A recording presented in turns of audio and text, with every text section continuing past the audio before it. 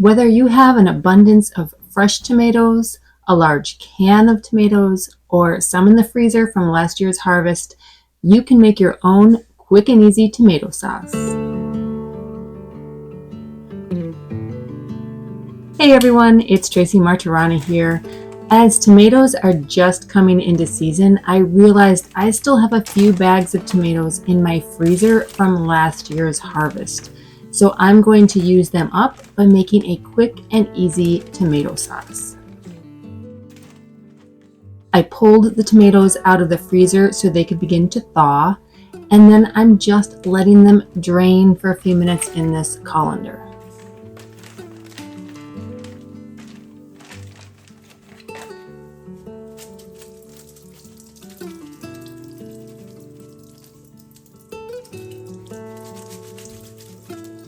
I'm starting the sauce with some onion.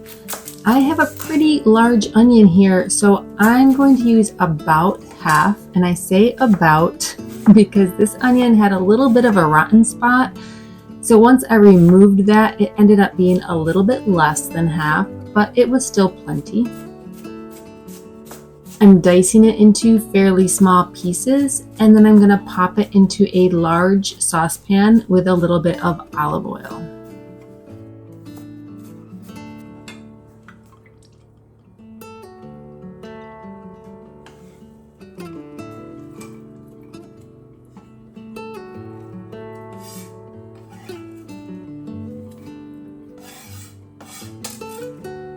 Stir the onions around a little, then I just let them sit over medium heat, stirring them every now and then so that they can begin to soften up. Now, the great thing about using frozen tomatoes is that it becomes really easy to remove the skin. So while my onions are cooking, I'm working through these tomatoes, pulling off the skins, which I will throw into my compost bin later.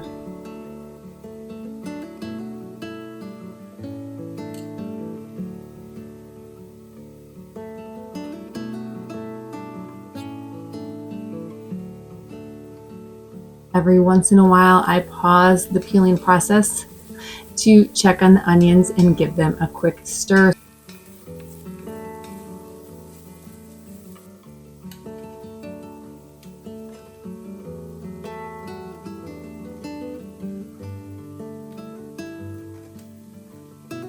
This is indeed a little bit of a tedious project, but it is really nice not to have those peels in the sauce.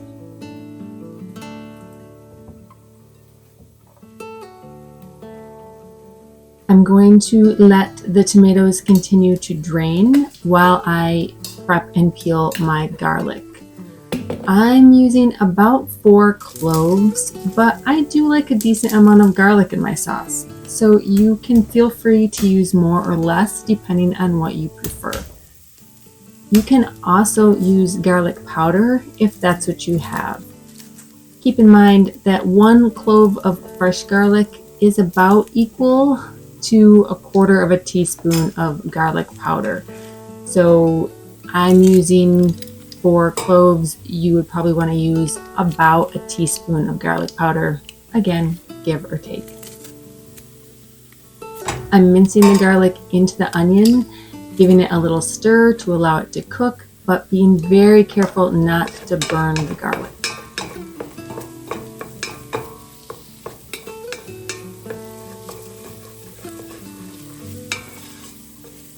And then I'm going to build on that by adding a little more flavor with herbs and spices. I'm not using a lot here. I have about 2 teaspoons of an Italian seasoning blend. And then I'm adding about 1/4 teaspoon of red pepper flakes. The red pepper is totally optional, but I find just a little bit of heat adds to the overall flavor of the sauce. If you want to use a sauce for pizza sauce, I would also suggest a teaspoon of dried oregano.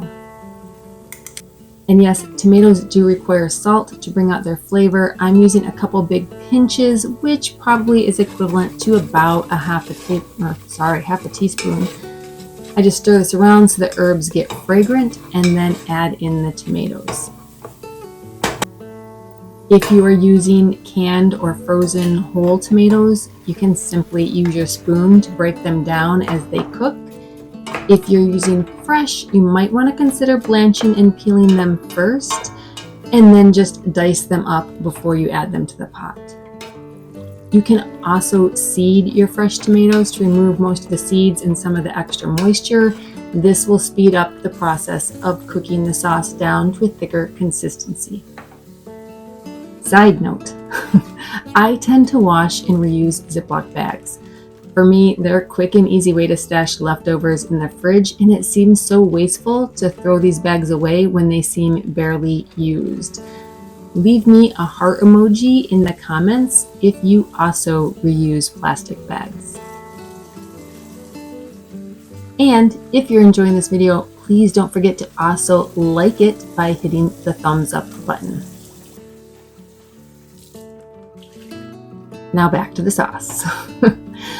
I just keep cooking and stirring. Now you may notice that the sauce looks a little atypical, and that is because I grow heirloom tomatoes that come in fun colors like yellow, orange, and purple in addition to red.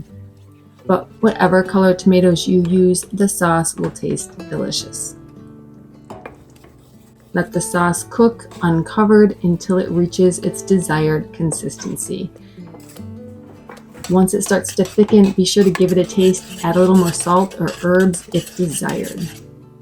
And also, visit my blog post on making sauce for more information and additional flavoring ideas. For this pot, I'm simply finishing it off with a few fresh basil leaves. And while I could serve this over pasta for a simple meal, I have this sauce earmarked for a batch of ratatouille, but that's a future video. Speaking of which, make sure you are subscribed to my channel so you don't miss it.